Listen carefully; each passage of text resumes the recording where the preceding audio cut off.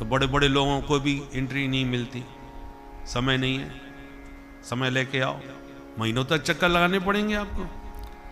परंतु दूर का ही सही कोई रिश्तेदारी निकाल के घर में पहुंच जाओ, बंगले में सीधा, ऑफिस में नहीं। ऑफिस में मिलेंगे तो जज साहब बन के ही मिलेंगे, और रिश्तेदार बन करके यदि घर में पहुंच गए तो मिलेंगे भी, चाय नाश्ता भी कराएंगे, और बड़े प्यार से घुल मिल के बातें भी होगी, क्योंकि रिश्तेदार आए।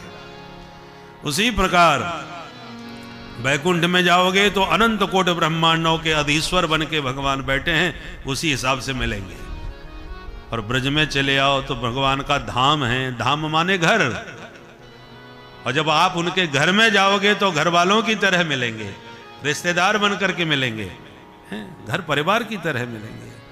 इसलिए अब वृंदावन ने हमारे वैकुंठ को भी जीत लिया, क्योंकि जब घर में मिल रहे हैं ठाकुर जी तो ऑफिस में क्यों जाएं धक्का खाने के लिए।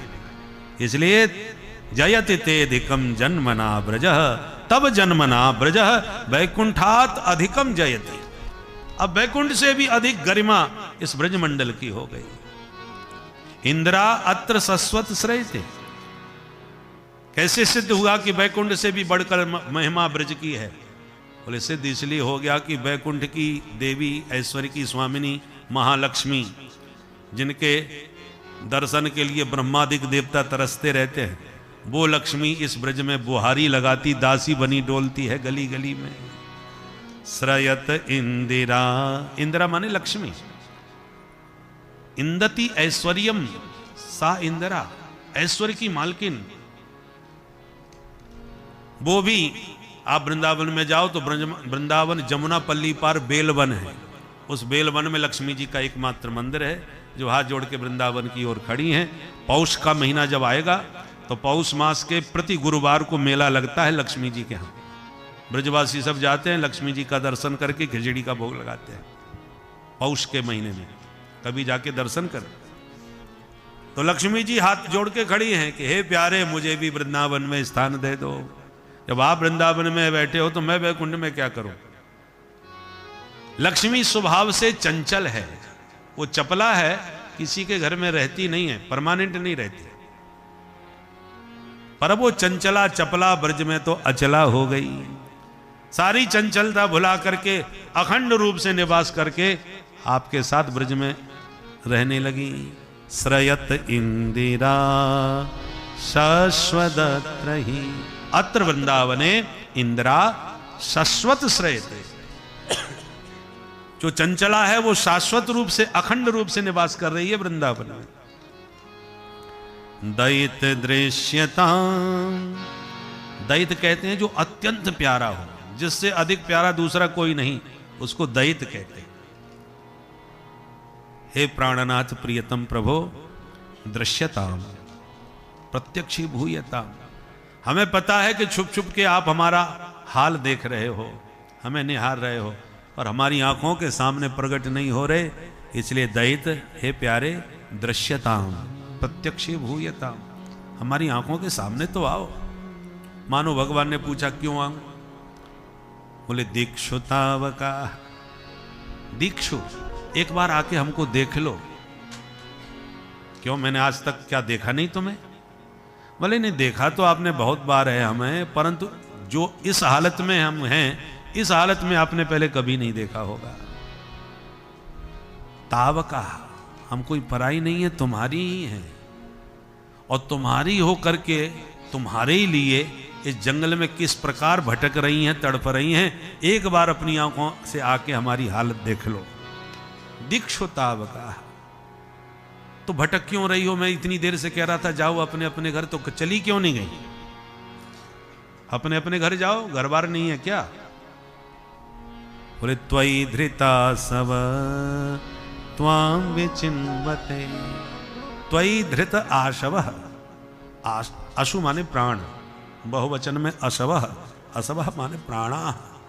हम सब ब्रज गोपियों के प्राण आप में स्थित हैं।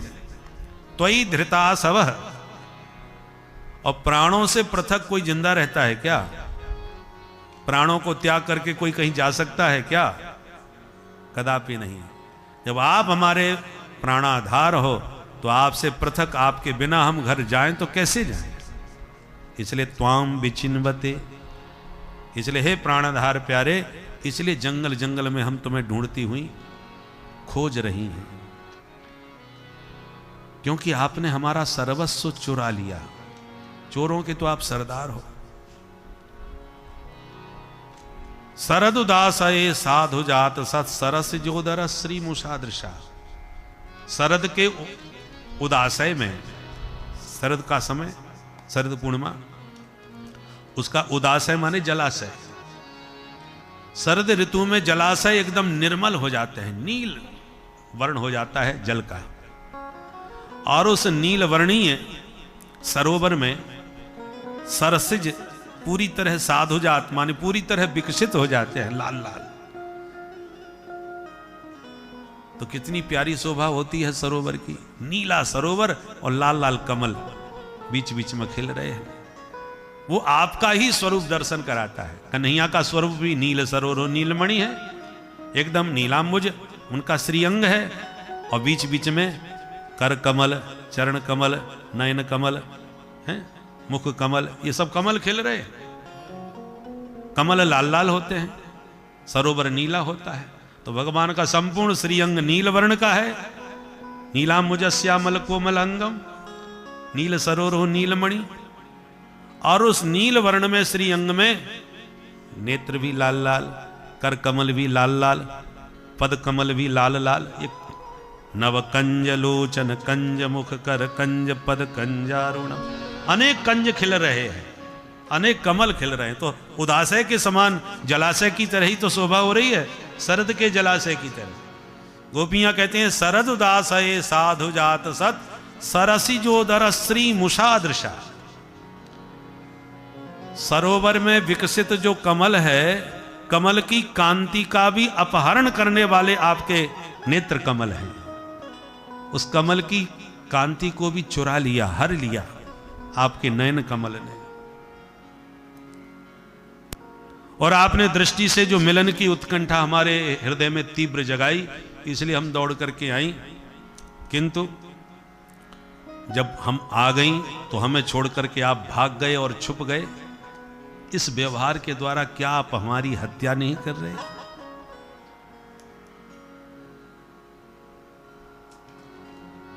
बरद निघ्न तो नेह किम बधा। गला काटने से ही बध नहीं होता, हत्या करने से ही मारना नहीं होता। मारने के भी अलग अलग स्वरूप होते हैं। मिलन की तीव्र उत्कंठा जगा के, बंसी बजा के, बुला करके, और बिना मिले आप एकदम अदृश्य हो गए। नेह किम बधा, कि हमारा वध नहीं कर रहे आप। और यदि ऐसे ही हमारा वध करना था, हमको ऐसे ही आपको मारना था, तो हम तो कब की मर चुकी होती पहले ही। अनेक राक्षसों ने हमको मारा, अनेक देवताओं ने भी हमको मारने का प्रयास किया। तो सुरासुरों से तो पग पग पर हमारी रक्षा करी। कब करी? एक एक प्रसंग याद दिलाया। विष जलाप्ययाद ब्याल राक्षसा वर्ष मारुतार वैद्युतानला वृषमयात्मजात विश्वतो भयात ऋषभते वयम रक्षिता मुहु। एक एक प्रसंग याद दिलाया। वयम मुहु मुहु रक्षिता, एक बार नहीं अनेकों बार आपने स्वरासुरों से हमारे प्राण बचाए। तो क्या इसी दिन के लिए बचाए? विष वृक्षोपि संवर्ध्य स्वयं न क्षेत्रमर्हति। कोई जहरीला पौधा लगा दे और जब बाद में पता चला ये बहुत खतरनाक वृक्ष है, तो माली अपने वृक्ष को अपने हाथ से काटता नहीं है, पाप होता है।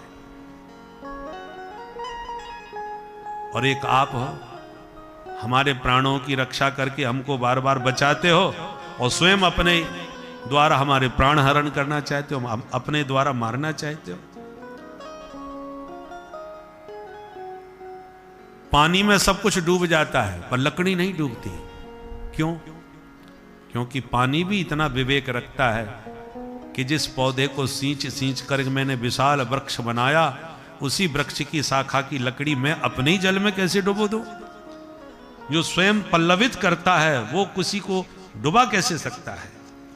तो पानी से सींच के ही तो वृक्ष बड़ा हुआ था, और जो वृक्ष बड़ा हो गया वो जब पानी में गिरा तो पानी ने सोचा मेरे द्वारा पल्लवित हुआ, मैं इसको कैसे डुबा सकता हूं। इसलिए लकड़ी बह जाती है, डूबती नहीं। वो तो पानी तो जड़ है, जब जड़ में भी इतने विवेक होता है वो नहीं डुबाता। तो हे प्यारे प्रियतम, आप हमारी बार बार रक्षा करके अपने ही विरह में हमें मारना क्यों चाहते हो? आज हमारे प्राणों की रक्षा क्यों नहीं करते? तुम्हारी इस निष्ठुरता को देख के हमें तो आशंका है, नखल गोपिका नंदन, आप यशोदा मैया के बेटा नहीं हो सकते। यशोदा का बेटा इतना कठोर निर्दयी निष्ठुर नहीं हो सकता। नखल गोपिका नंदन। अब देखो यहां पर भगवान के 3 प्रकार के उपासक है, ब्रह्मेति, परमात्मेति, भगवान इति शब्द देते हैं। ज्ञानी ब्रह्म कहते हैं, योगी परमात्मा कहते हैं, भक्त भगवान कहते हैं। तो गोपियां सब प्रकार की साधिका हैं। तो 3 प्रकार की बात कह रही है। जो ज्ञानी हैं वो कहते हैं वो तो निर्गुण निराकार व्यापक ब्रह्म है, जन्म मरण से परे है, नाम रूप से परे है।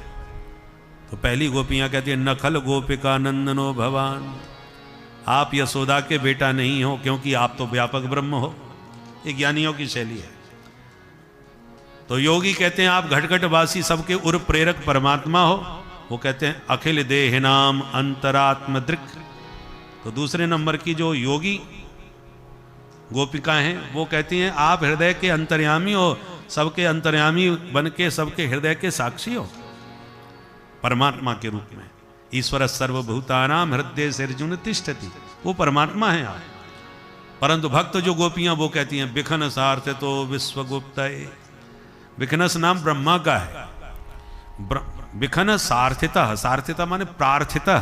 ब्रह्मादिक देवताओं ने जब आपकी प्रार्थना करी कि प्रभु अवतार लो, पृथ्वी का भार दूर करो, तो विश्वगुप्त गुप्त गुप्त रक्षणे, गुप्त माने रक्षय, सारे विश्व की रक्षा करने के लिए, पृथ्वी का भार हरण करने के लिए सख उदयवान सात्वताम को ले, आप सात्वत वंश में यदुवंश में आपका अवतार हुआ है। ये भक्तों के भक्त कहते हैं भगवान प्रत्यक्ष प्रकट होकर अवतार लेते हैं। तो भक्तों के भगवान, योगियों के परमात्मा और ज्ञानियों के ब्रह्म, और गोपियां तीनों प्रकार की हैं। इसलिए तीनों भावों से यहां पर भगवान को इस पंक्ति में पुकार रही हैं। इस प्रकार बहुत प्यारा गीत गोपियों ने गाया।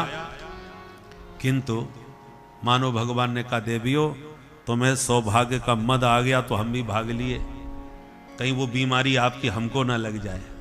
किसी को कोरोना हो जाए तो दूर ही रहना चाहिए, नहीं तो आप भी लपेटे में आ सकते हो। तो तुम्हारा दोष मुझको ना प्रभावित कर ले, इसलिए मैं भाग लिया। गोपियों ने कहा अच्छा सौभाग्य मद हमें जगा तो आप भाग गए। अरे उस मद को दूर करने का तो आपके पास ही इलाज था। क्या इलाज था हमारे पास? बोले निज जन स्मय ध्वंसन स्मित। हमको यदि अपने सौभाग्य का और अपने सौंदर्य का यदि अभिमान आ ही गया तो एक बार तनिक मुस्कुरा के हमारी तरफ देखा होता आपने, तो आपकी मुस्कान को निहारने के बाद संसार में ऐसी कौन सुंदरी है जो अपने सौंदर्य का थोड़ा भी गर्व रख सके। आपकी मुस्कान का अवलोकन करते ही हमारा सब सारा गर्व चकनाचूर हो जाता। उसके लिए भागने की क्या आवश्यकता थी। और आपके चरणार बिंद में वो चमत्कार है कि सारी बीमारियां दूर हो जाती हैं। काली नांग से ज्यादा जहरीला कौन होगा। और फणि फणार्पितम ते पदाम्बुजम कृणुकुचे सुना क्रंद हृच्छयम्। काली की फनाली पर जब ताता थैया करके आपके चरणारविंद थिरके तो उसका समस्त विष वमन करा दिया, विष मुक्त कर दिया। जब इतने बड़े विषधर को आप विष मुक्त कर सकते हैं अपने चरणारविंद के प्रभाव से, तो हमारे हृदय में यदि अभिमान का किसी भी प्रकार के सौभाग्य का विष व्याप्त हो गया तो अपने पादारविंद हमारे वक्ष पर धारण करते, सारा विष सारे दोष हमारे हृदय के दूर हो जाते हैं।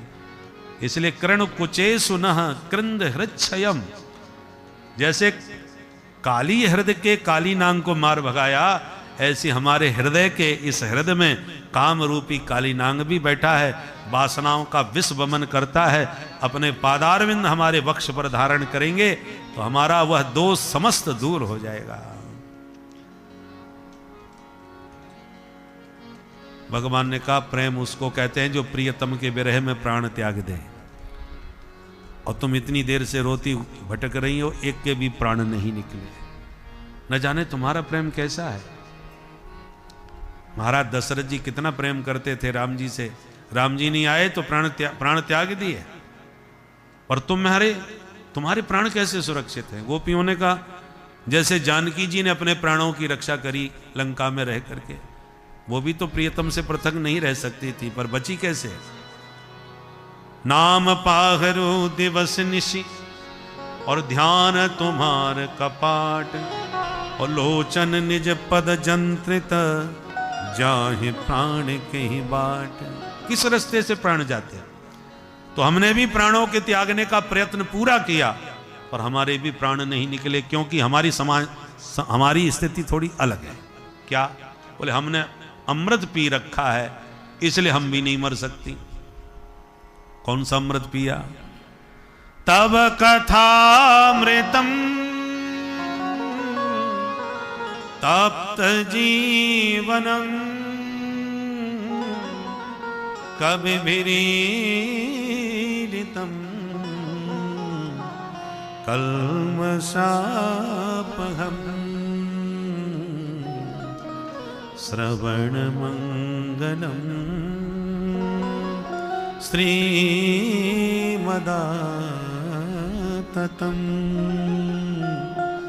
भुवि गृह्णन्ति ते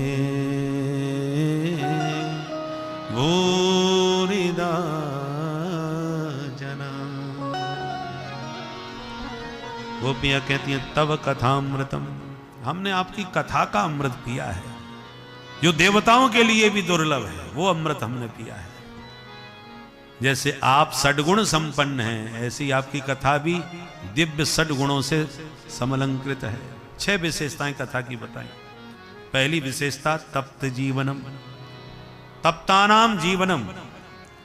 संसार में जितने भी दैहिक दैविक भौतिक तापों में संतप्त प्राणी हैं, उनको नवजीवन शक्ति देने वाला आपका कथामृत है।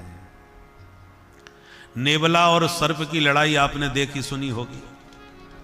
सर्प विषैला होता है, नेवला नहीं होता, फिर भी भिड़ जाता है। क्यों? क्योंकि उसको एक जड़ी का ज्ञान है। यदि विष का प्रभाव शरीर पर पड़े तो जड़ी का प्रयोग करके वो तुरंत उस विष से मुक्त हो जाता है, अप्रभावित हो जाता है। तो यदि विष का प्रभाव पड़ता है तो दौड़ के उस जड़ी का प्रयोग करके फिर स्वस्थ हो जाता है।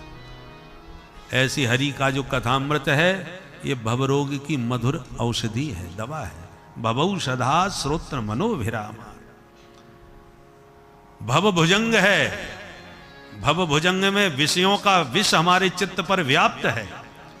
दिन रात विषय वार्ता संसार की करते करते हमारा चित्त मन अंतःकरण सब विषाक्त हो जाता है। अब उस विषाक्त वातावरण में चित्त में मन में हरि कैसे प्रकट हो? प्रदूषण फैल गया तो क्या करते हैं? बोले हरि की कथा का अमृत पान कर लो। साल में कम से कम एक बार चित्त लगा के चित्तचोर के चरित्रों को प्यार से सुनना प्रारंभ करो।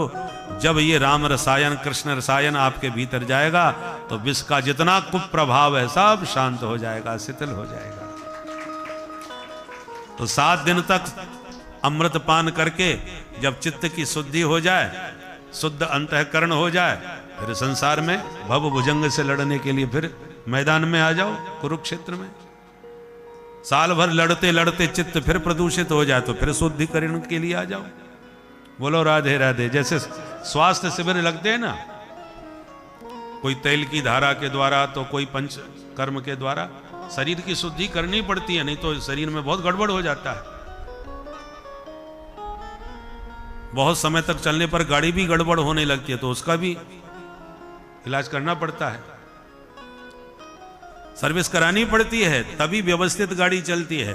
उसी प्रकार जीवन की गाड़ी भी जब बहुत डगमगाने लगे, चित्त अशांत क्लांत हो जाए तो एक बार राम रसायन पान करके, हरि कथामृत पान करके उसको स्वस्थ करो। स्वस्थ होकर के फिर भव भुजंग से लड़ने के लिए अपनी गाड़ी आगे बढ़ाओ।